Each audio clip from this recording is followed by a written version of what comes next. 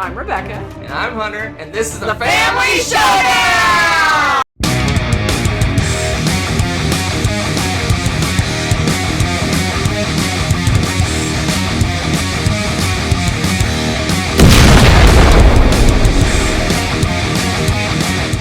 Hello and welcome back to my top 100 games of all time 2023 edition. Today, we are talking about my 70 through 61. Are you excited? Slightly more excited. We're getting into the games that, like, I'm like, oh, I kind of like this game, and Hunter's like, what? These are my favorites. That's what we're at, right? That's the level we're at, basically? No. No? Not so much? Maybe? Some of them, yes. This is the one that I liked to call, I believe I called it the mixed bag, didn't I? Last time we were like, it's a little bit of everything, everybody's a little bit everywhere. Or was this the Punitation Nation? Punitation Nation. Oh, this is Punitation Nation. Oh. We have 0 new games in this. Zero. Zilch. Should we start? We shall begin. Why not? Yes. My number 70. Wow, this took a dive. Was my 19 last year. Punitation Nation. Yep. Hate this game now. Apparently, it's only my 70. And that is Core Worlds. Dun, dun, dun, dun. Andrew Park's game.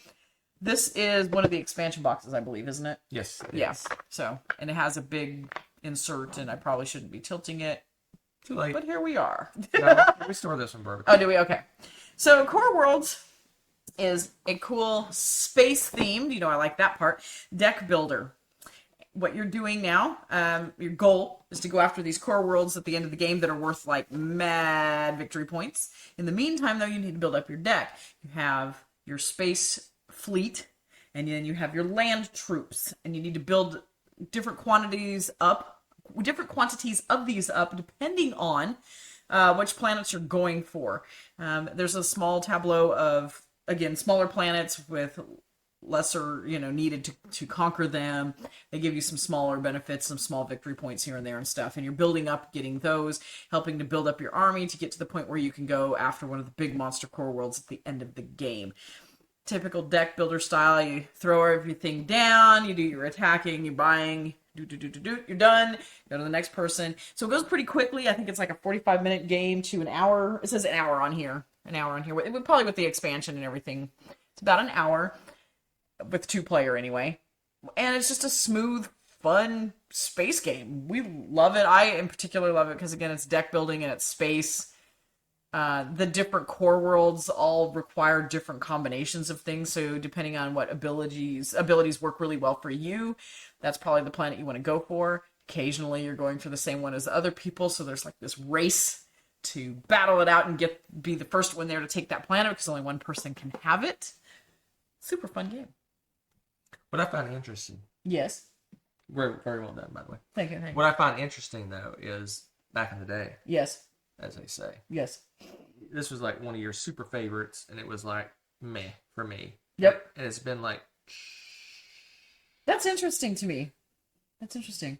Yeah, so this is my 31. Whoa! Or it was. We'll see how it lands this year. We'll see where it lands this year. But as of last time I did my list, it's my 31. It was your 19. Yep.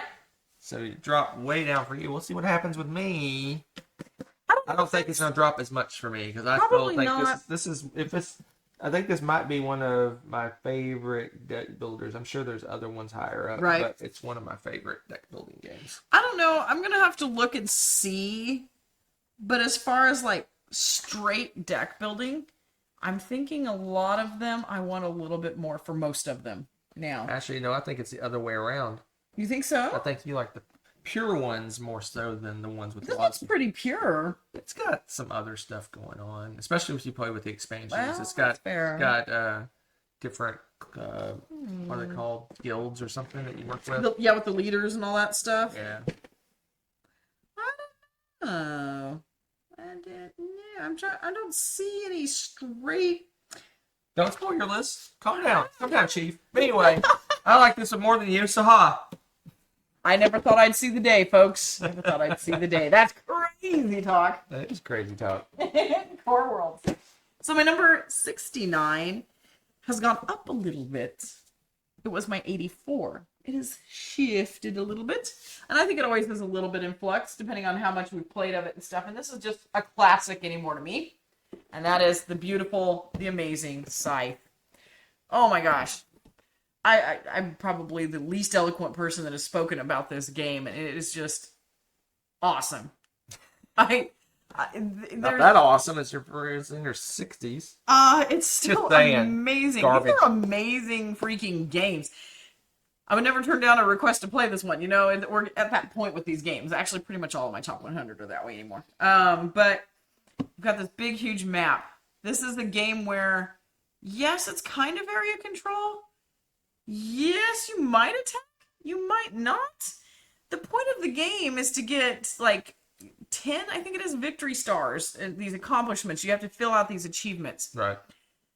They're different. There's different things. So, yes, there are some that are like win a battle against somebody, but there's also stuff like build X amount of resources kind of thing, right. Or produce this.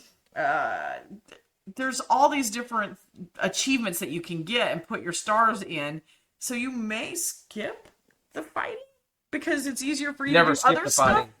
We've had some interesting games that were almost pacifistic, where people almost avoided each other because they were like, I'm working so well, I'm building up my little engine and everything, on my own little island, and we raced at that. And then there's other times where it was nothing but fight, battles. We played somewhere it was a blend of the two. Of course. The battles are actually pretty amazing in this too, and it's neat, all the different superpowers. Every faction has their different abilities. Your player boards, they're the same but unique. It's so cool. The main board, how its function works, is the same, but what you unlock and what you use to unlock it is unique for each player. Right. So I can look at his board and see that he's unlocked this type of ability, like to go over water. But what he had to do to get that ability is different than what I had to do to get that ability. It is so neat. I love the unique play. This really took asymmetric powers to me and made them so cool.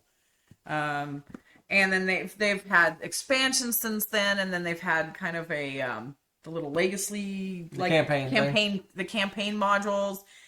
There's been a lot going on. There's now that, what's the newest one? Expeditions. That's great. It seems like everything to do with Scythe we have really come to love in here.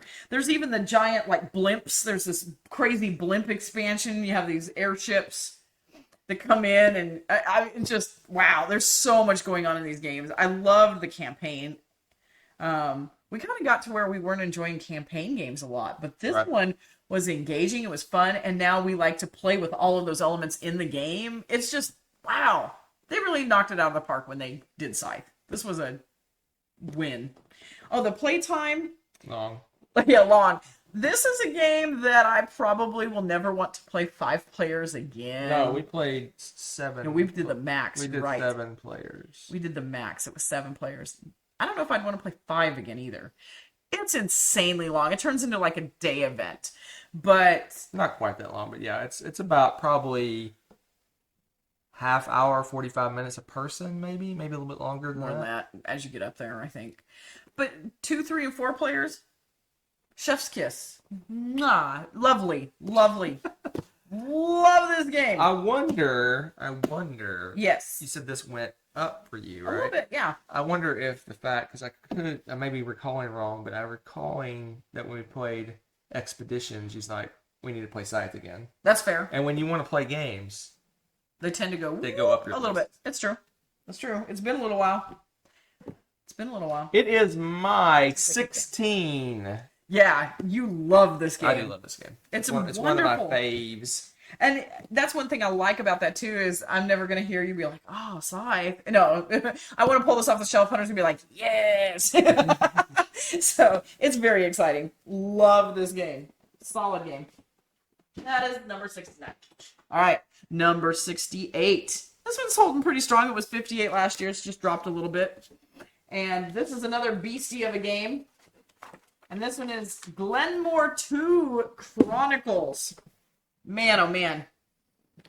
So this little beefy game, it says 90 to 120 minutes. I think we've only played this 2-player. Am I right? We played it 3-player We did play it once, I want to say. Okay. But yeah, the rest of the time 2-player. Okay, so you've got 2 boards, sort of. The main board you've got is where you're doing your movement, and where you land is what kind of tile you're going to pick up.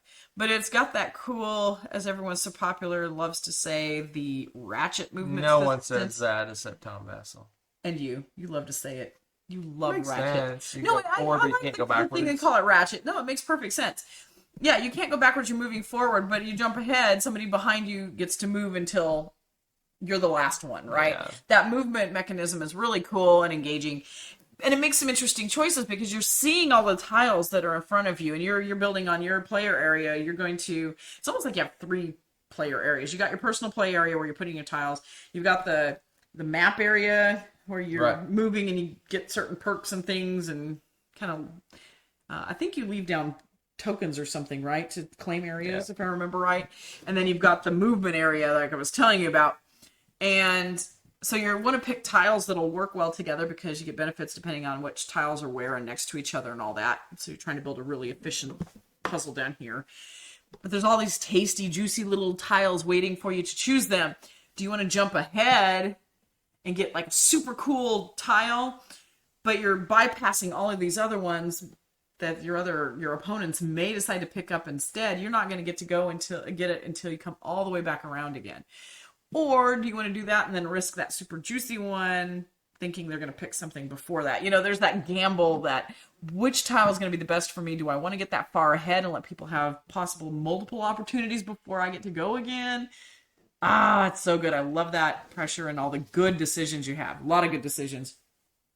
Building up the tiles and making those work is also really fun. I don't know what it is about tile placement stuff. I love to do those too. The only thing about this game that makes it tough is really just it's pretty beefy on the time and everything. So it takes a little while to get this one out, set up, and whatnot for whatever reason. So it's a bit of a time commitment. This is not one we just casually pull out and say, hey, let's just play this for a little while. You have to choose to commit.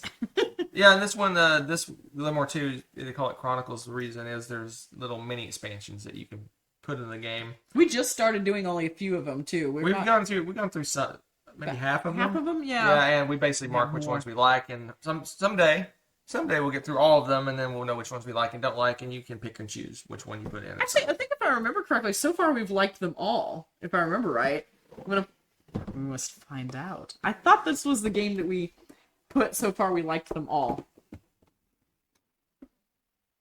Yes. They all say good. Garbage. There was not a one that said garbage. They all said garbage. Glenmore II Chronicles. Ooh. This is my 60s. I like it more. Wow. Ha! I just find this cool because I'm loving these games, and then I find, oh yeah, you like this more.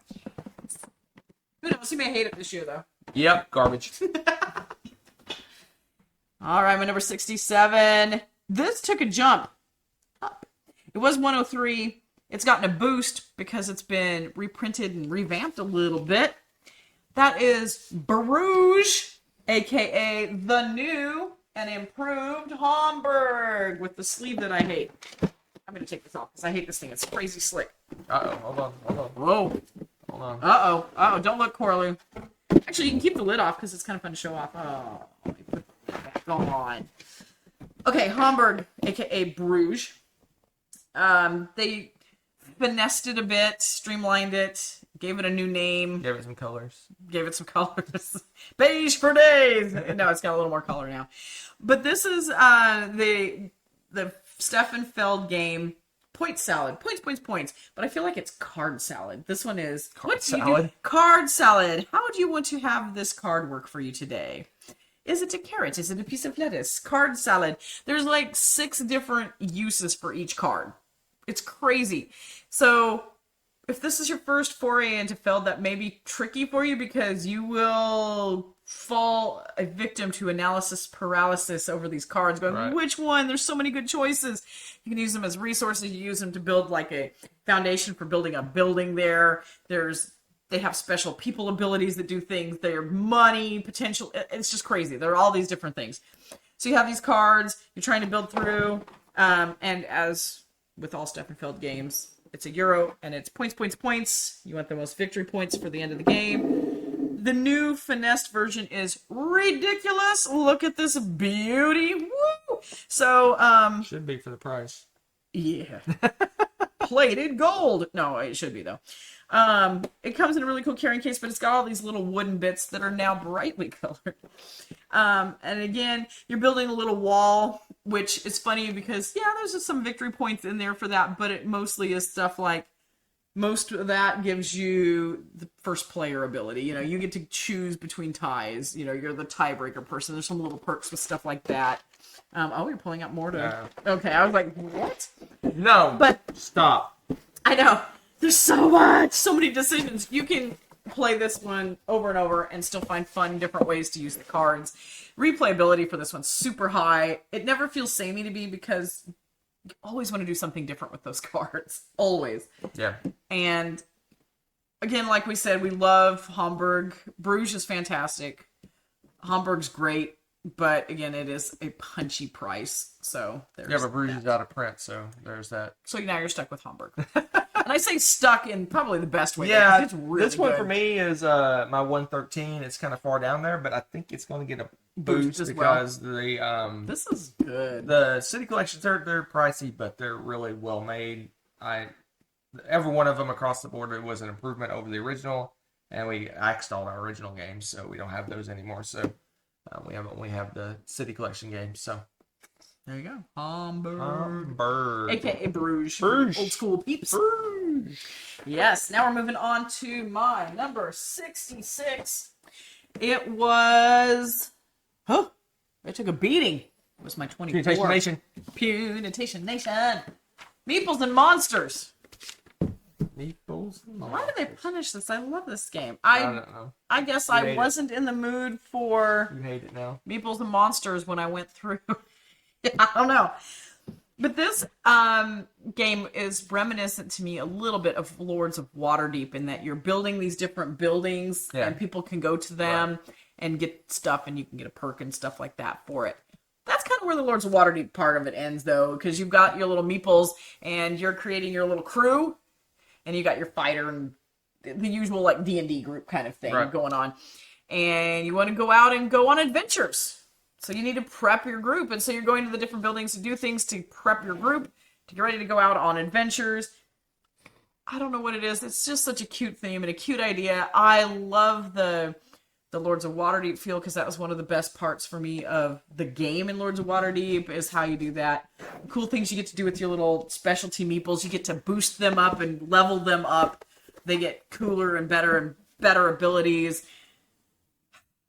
It's so much fun. It's almost a kind of a video game D&D feel to it. It does feel like a bit like a mobile clicky game. Yeah, that's a great way to look at it. It does feel like one of those clicky games. Level up your dudes, go on adventures.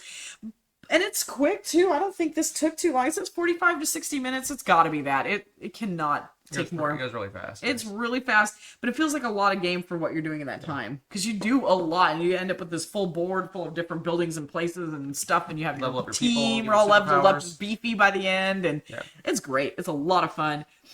I don't know why I punished it. Maybe I wasn't in the mood for clicky games. I don't know. So it's my 81. So okay, so we're in the same ballpark ish. I hate it. You always say that. Yeah, this one's fun. We played this several times, and they've all been fun plays. So. And it's kind of a bag builder kind of thing too. It doesn't have a bag of pulling meeples out of a bag. Yeah, so you want to prep what you think you're going to use the most and all that kind of stuff. Power it up. Trying to think if there's anything else cool. I really loved leveling up the dudes. I know that was one of my favorite things. With that too. You had wizards that was like crazy powerful. Had 20 superpowers and was destroying everything. Last time we played. Yes. Well, somebody remembered that. I do remember that. Amazing. Meeples and Monsters. Yeah, that's a good one. Let's see. My number 65. It took a hit too, man. Punitation Nation. It was 48 before. It's 65 now. I still love this freaking game. And that is Imperial Settlers, Empires of the North. Man. I really loved Imperial Settlers when this came out. And the Empires of the North just annihilated that game for me. This is my Imperial Settlers game now. They streamlined it a little bit, and the abilities and stuff just got cooler. They're slightly asymmetrical. You start out with different resources and some slightly more efficient, like different abilities for the different races. And you're building up your little engine. You're building up your stuff. You can attack some of the buildings. Some of them are safe. You're building up different resources, and you've got your victory point buildings. You've got your resource buildings going through, and this is another fairly quick game, if I recall. Yeah, 45 to 90 minutes. Definitely on the 45 end for us, I believe, is 2-player. Oh, man. It's another one of those, you build up your buildings, fire them all off, you get all your resources, and you're like, how do I best spend this? Because you can't really store much. So you grab You get to store more on this one. That's one of the reasons we liked it. We liked it more because you could get some storage with this one. Because the other one, it was really tough. You had to spend everything or it just got thrown away at the end of the round. So you get all your resources, you produce all your goods, and then you're going to distribute it. You use it to attack. You're going to buy buildings. You get victory points. You're getting more meeples to do more actions, and you're chaining these things off of each other and building this big engine, and hopefully it turns into a big victory point machine. Monstrosity. It's fantastic. And you're overselling it a little bit. No. Hardly. You probably like it better than me again. No, ma'am. But I really enjoy this game. I like building up that engine, and by the end you've got this nice little city built up. I like this one also because you can protect a little better, I think, against attacks. There's some things you can do to put like shields up over buildings and stuff during the turn. You don't have few clans that even attack at all. That's true too. There's not really a lot of attack in there. You have to work pretty hard to attack. So we can do it. The original, yeah, Imperial Settlers did not even sniff my top list. Like I didn't even put it on my that was not your my ranking. This one actually makes my list, but way down. That's still saying something. And 200 and something. 211. Yeah, this is too light for you, typically, right? It's too light, and it just doesn't. It's good. It's good. I'd play it, but it's not like gonna. It's not like it's never gonna be anywhere near my top 100. But it's a good little game. If it's in my top 200-ish, it's a really good game. Because I've played several thousand games. So. Well, Hunter approved. Hunter approved. Partially. But no, I really enjoyed this one. I feel like however they streamlined it, and it's subtle, like the basic actions and stuff, but it's just so good. It's so much fun. This is one of those, as soon as we finish, because it's so quick, I want to turn around and play it again. Yeah. I just do. I love to play it. I give it a meh plus. Hunter says meh. Meh plus. Okay. All right. Another Punitation Nation coming up for my number 64. It was my 57. Okay, so it's basically the same. It's a little shift here and there. This is not Empires of the North. This is quite a bit meatier. Whoop! In the year 1800. Okay, Anno 1800. If you watched our Halloween episode, you will have seen a certain Mr. Thomason, very dapper looking, trading and making things like a pig and a lump of coal, and he turned soap. Yep. It was magical. It was magical. But that's this game. You have this big player mat of resources and stuff and purchasing area, and you're building this industrial age empire, okay? And your engine, and you start out with trying to, again, make bacon and basic things. And then you're building soap, and next thing you know, you're building sewing machines from soap. Okay, it's not quite like that, but it feels that way. It's weird. It's got some weird combos. But you start to amp up, and the complexity of what you're building becomes much more, and you're getting more victory points, but you have more steps to build that. So you got to have some of the basics. Or to be able to borrow those things from your neighbor, you have to be able to afford to say, hey, buddy, can I borrow your sewing machine for a little bit so I can make this stuff? I'm trying to build a battleship, And it's funny because the items are so oddly matched up, but it's really fun. It's got that Seven Wonders kind of thing where if you've got the stuff, I may not necessarily need to build it, but it might behoove me to build it if I'm using it a lot because he might use it up and I don't get a chance to borrow it from him.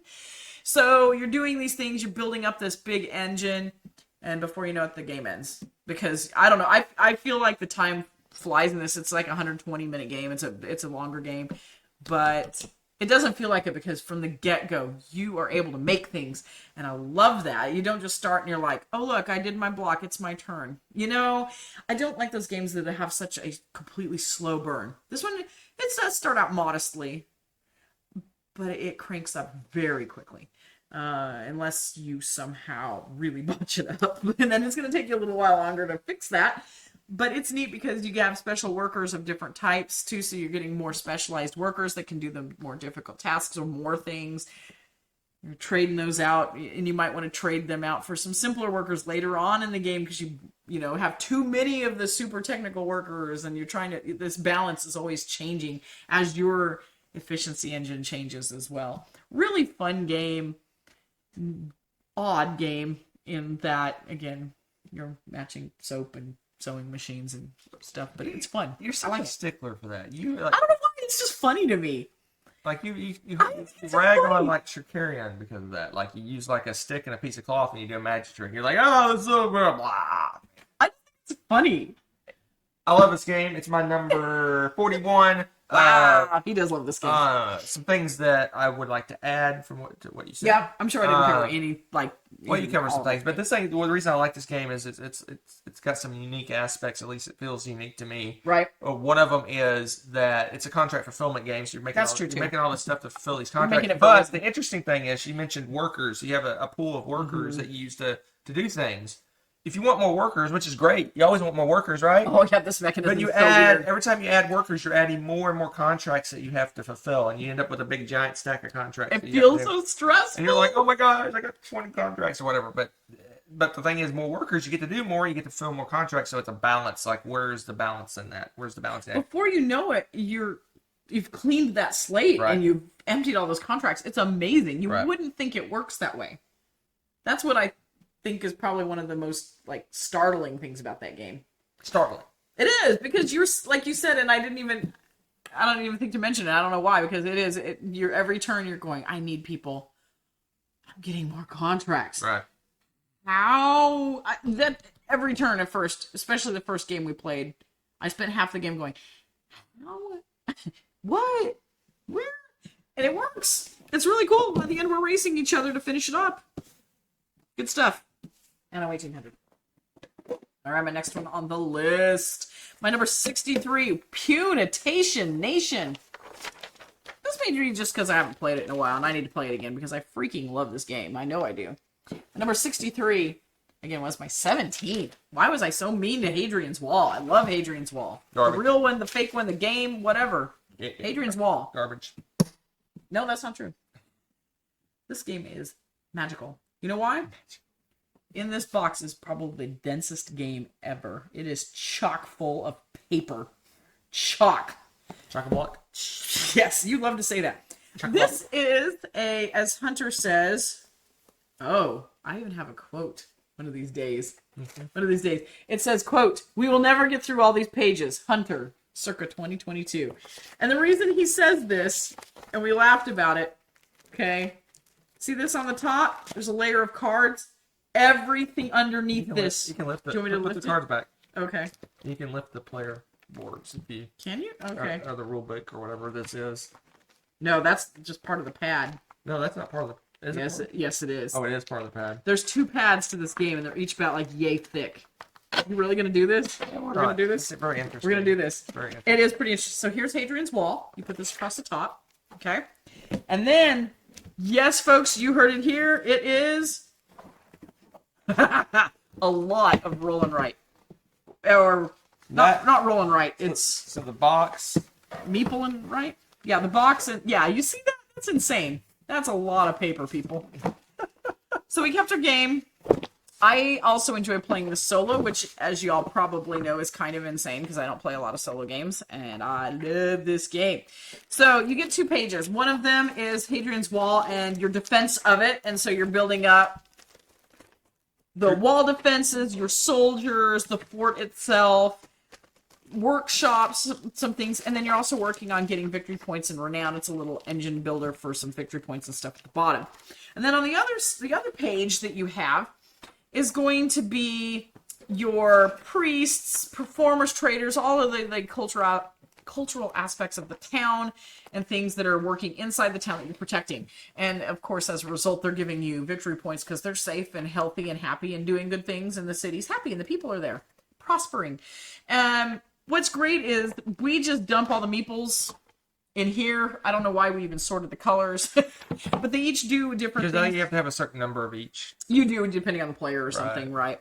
We chuck them in here, though, and once we start, it is just a trading fest, because you go in and you trade some of these, and it gives you an ability. So I'm like, okay, I'm going to turn in this yellow guy, and I cross off this. Oh, but it gives me a teal-colored dude, so I get to use him.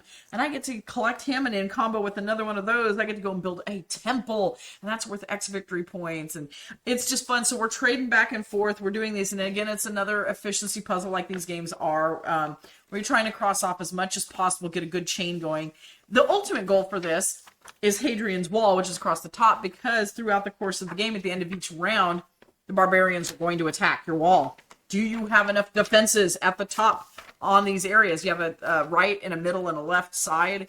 You need to have those built up correctly so that you're able to fend them off and not have the wall damaged and the barbarians overrun your town. There's no variant for number of players, so I don't know why we put in bags. Probably just because a full bag would not fit in the box. That was probably what it was. It was just to keep them from flying free. My bad. You know what? We're not usually a huge fan of like the roll and write style games. I hate roll and write. He really does. I he just likes them strongly. I'm hit or miss on them. I want some meat to them, and this was the first one we ever played that was really meaty. This is a pretty hefty game. It's not one where you could casually sit down with someone and be like, hey, let's learn to play Hadrian's Wall. 5 minutes later, you're good to go. No, there's all these different steps and a lot of things to learn. It's a pretty hefty weight game, and it's fantastic to play solo as well because there's so much interaction with the wall and the barbarians. It's not really us against each other. You're playing against the outside forces fighting off against you. So we're playing simultaneously, and I think that's one of the reasons that it works so well solo. Super fun game. We love this one. I don't know why I punished it so much, but is there a mouse in your pocket? You loved this game. Shush. So, since we're on the subject, I just took a quick gander at my list, which I ranked 329 games last time. Last time, 329 is how many games I ranked. Okay. There's one roll and write amongst the entire 329, and that is Hadrian's Wall at 151. Boom! So. Just saying. There's only one other roll and write I'll even really play, and that's that Imperial Settler ones, and I can take that one or leave it. So. Yeah, it's much. Most roll and writes. Throw it away. So, yeah. I don't want to roll nor write. But this one is great. And Hunter, I talked about the reason there was that quote in the game was I was wondering, we played it at Board Game Geek or Dice Tower somewhere, and they had laminated the pages. I was like, that's a great idea. We should do that. And Hunter's like, we are never getting through this entire pad of paper. There's so many papers there. Lifetime. If we hand it down to like 10 generations of kids, then they may make it for all. So I wrote that down and put that quote in there because I was like, now it's on. Yeah. Only got to play about 100 more 2-player games. So we'll get through that pad. Yeah, it's ridiculous. It's wonderful. So that is Hadrian's Wall. This will make Hunter so happy. My number 62. No, it doesn't make me happy. Was my 99. It needs to be top 10. It's making him happier. Put it that way. My number 62 is one of Hunter's absolute faves. My number 10. And 10. There you go. My number 10. Hold on. 10. I was informed not to tilt this game. Do not tilt it. Want to watch Hunter's heart rate go up? Do not tilt it. I'm trying. Need help? No. It is the beast. Western Legends. Don't do it.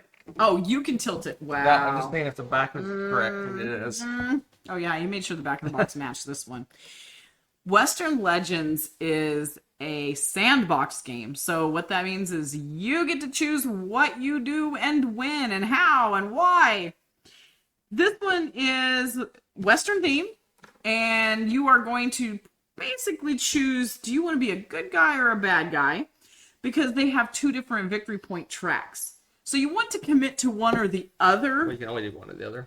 Yeah, well, I mean focus on. You can stink at it, but you're going to lose the game. That's the thing. Yeah, that's true. I see. If you want to win the game, you need to make a choice. Do you want to be a good guy or a bad guy? Switching gears is possible, but incredibly difficult because, like he said, there's this point track, and you have to achieve different things to be able to work your way through the track. Are you having fun? I was going to show off stuff, but I don't want. I changed my mind. Okay. It's quite a lot. I changed my mind. The board is ginormous, especially since we have the big. We don't have monster. a board. That's right. We have the mat now. We don't have a board. Took that board and threw it in the trash. Threw it on the ground. Okay, the mat is ginormous. It is ginormous. And around it with the expansion and stuff, there's this train that makes a route through there, so you can kind of hop on the train and ride around. Rob the train. The train. You can help herd the cattle to the ranch, or you can rustle some cattle and sell them on the black market. You can go gamble at the casino, or you can go rob the bank, or you can, I mean, it's just great. There's bandits roving around, little NPC dudes, and you can go and kill those and collect the bounty, be a good guy. You don't kill them, you arrest them. We get in gunfights. What are you talking about? We ask Well, questions later. It's a there is western. collateral damage sometimes when you go to arrest people. Just say it. Like, you're under arrest. Pew, pew, pew. That's what happens. No, it's... Pew. No, I don't pew, pew, pew. We have all sorts of bang, crash, booms, okay? It is fantastic. What's great about this, too, is the store. I love the general store because... Okay, so you play... Like, when you attack, it's like playing poker and stuff. Right. You have these poker cards. And they're twofold cards again. They have, like, poker hands because you can go gambling and play the casino. But on them also are different attack abilities and things like that. Actions and stuff. Yeah, all these cool actions. So depending on the card, you have different actions. But in this, you can also go into the store and upgrade things. Like you can get a better cowboy hat, and that lets you gamble better or something. Right. Lets you draw an extra card, or you can get a horse, upgrade it to an amazing speedy stallion or something that rides faster, so you can travel farther each turn and move more across the board. You can, there's different things like you can get a better gun and it lets you draw more cards or who knows what. Just all these cool little abilities. As you get to these souped up versions of these cards, so they have the base model and then they get the super version. They have names like Old Betsy, your gun, that you have is this big, huge rifle and it's called Old Betsy or something. And the horses are named if they're really good. They have pack mules for, especially if you want to go mining. I didn't even mention that. You can go and try to make your fortune in the mine, dig for gold or whatever. And they have stuff for that. And you can have the pack mule and it carries heavier loads, but you travel slower. So it just depends on what animal you want to have. Oh, it's so much fun. You can choose what you want to do with that. Again, it's equally fun doing the life of crime or being the good guy because they all do unique things for those to get better victory points on their tracks to win the game. You pick what you want to do and you do it. It is so much fun. It's great playing with those hands of cards because you want to keep kind of a good poker hand, but at the same time, the abilities on those cards. Yeah, like the aces and kings and stuff are super powerful, but they're useful. But they're useful for poker. For poker, so you don't want to just willy-nilly get rid of all of those because then somebody wants to gamble or something and you're toast. Right. And so it's a really fun game. What's the playtime on this? It's pretty long, isn't it? Depends on how much junk you throw into it. Okay. We like to throw in the kitchen sink. We like all of it. So it's a long, committed game for us. It is pretty long, especially if you and there's no efficiencies for players. The more players you have, the longer it takes. So yeah, it's just... I would probably say an hour a player, maybe a little less than that, depending if the players know what you're doing and stuff. Yeah, that's true. That's true. I think we played a 5-player game I played a 5-player game at Dice. Was it Dice Tower Con? I think it was. And I think it took 3.5 hours. Okay. And we weren't flying. We were struggle busting with a few rules and things like that. So maybe half hour a player if you know what you're doing.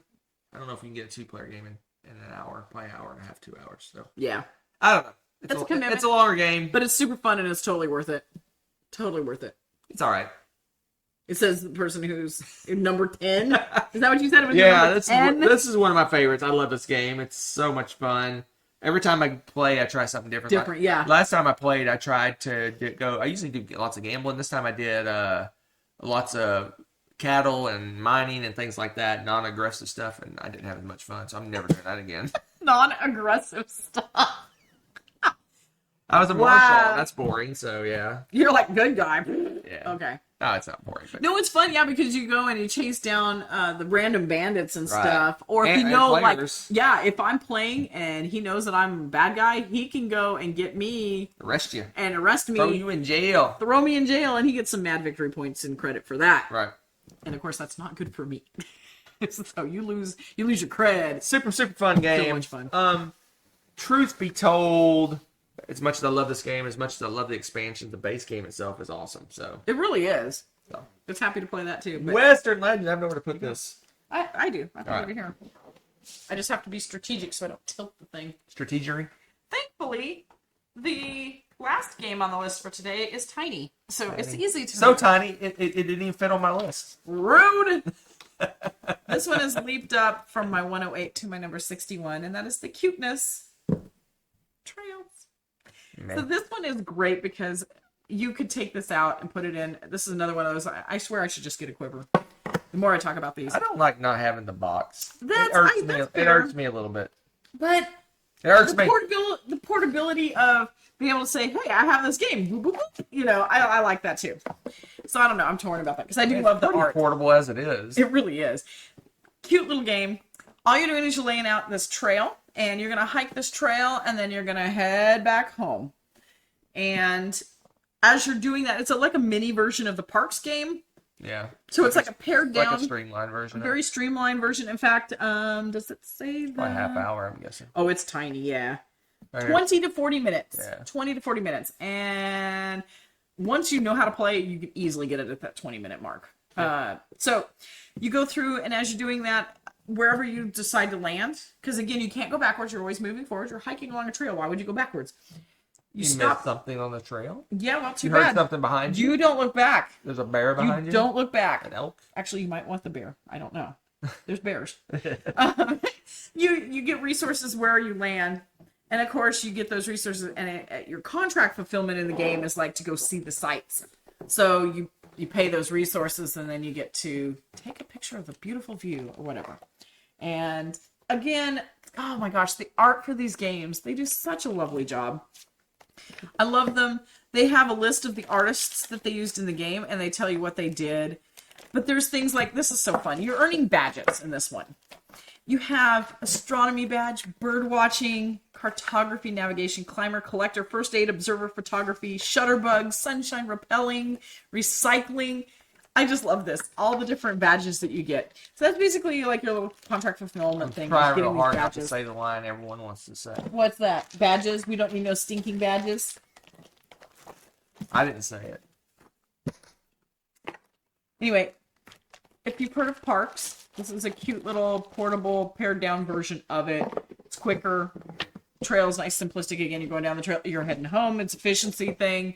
Trying to get as many badges, accomplish things, take in the sights, sounds, smells of the lovely hike. And you enjoy your hike. Peaceful, fun game. I love it because it's another one of those where you're choosing where you want to go. You can't go back. Do you want to go leap ahead and get something really cool? Do you want to take little baby steps, but maybe not get to do as many as your opponent? Because again, you're kind of tag teaming. You're taking every other turn. Stinking fun in a box. And again, it's a cute little nature theme. Yeah, it's a cute little game, but not your shtick. Yes, it does float away. But that's why I like it too. It's really easy to pull out to someone and say, "Hey, want to play a cute little game about hiking?" Boom, sold. Boom. Yes, it's all right. It's a fun little game. I'd play it. But yeah, you do. It just does not. You don't go, wow, I need to play this right now. You don't say that. No, not even a little bit. It's a good game though. You love it because it's cute. It is. It's cute. My number 61. That is Trails. So now, that means we're done. It's Forever? time. No. Oh. Well, with that list. Now we're going to move on, and we are going to look at 60 through 51. The best of the worst. Yes. And we have 2 new ones and more Punitation Nation. Yeah, lots of them are going up. What? Where do you see that? Oh, That one, okay. and that one, and that one, and 3. that one. No, that's only 3. 4. 1, Math. 2, 3. Here. What? What? Those are downs. 4 case. downs. Yeah. 2 you think you know me. Don't try to read names. over my shoulder. Don't side seat drive. So now you know. Mixed bag. Punitation Nation. Part 2. Something like I don't know. You're just going to have to wait and see. See you next time.